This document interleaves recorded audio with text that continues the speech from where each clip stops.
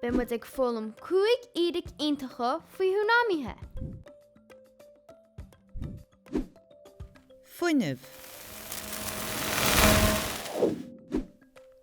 Talún. Sciorrthaí. Bolcánacha. Sciorrthaí.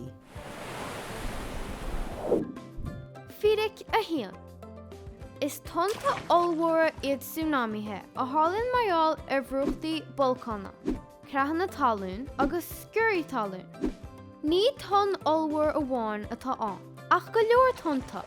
Tugtar tonn seo. Ní hí an chéad tonn a bhfuiln an tonn is láidre. Éiríonn na Tonnta níos tapa agus níos láidre de réir a chéile. De bhrí go bhforbraíonn an fuinneamh sa súnámaí de réir a chéile. Fíric a dó. Má bhíonn sibh ag an trádaíomh, agus má imíonn an t-uisce ar fad ó rarc. Tá sé nám a thuirt ar thalamh níos airde. Marall ar an súnámaí, téann an t-uisce amach go tapa.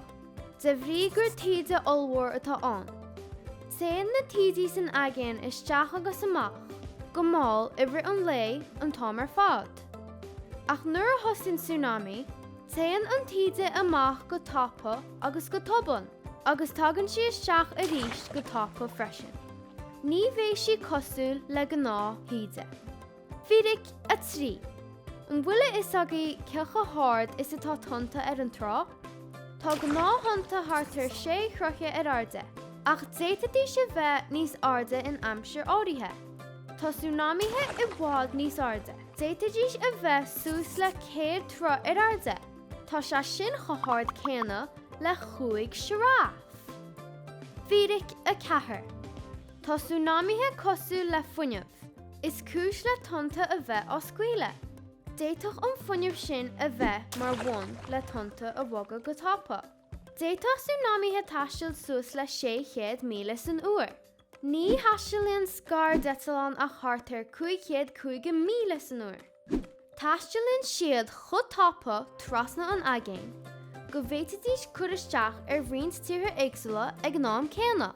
In 2004, bhí tionchar ag an súnámaí céanna ar 8 tír dhéag. Sin tonmhór.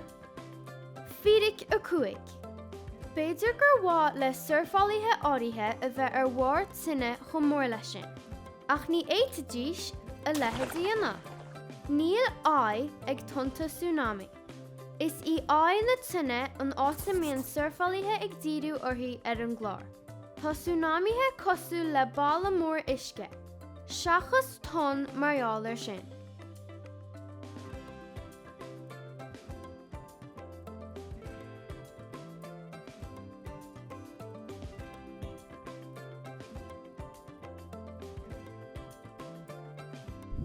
Tásúlam gur bhain sibh tainneamh as an cúig éiríonn iontacha sin faoi súnámaithe. Feicim ar sibh!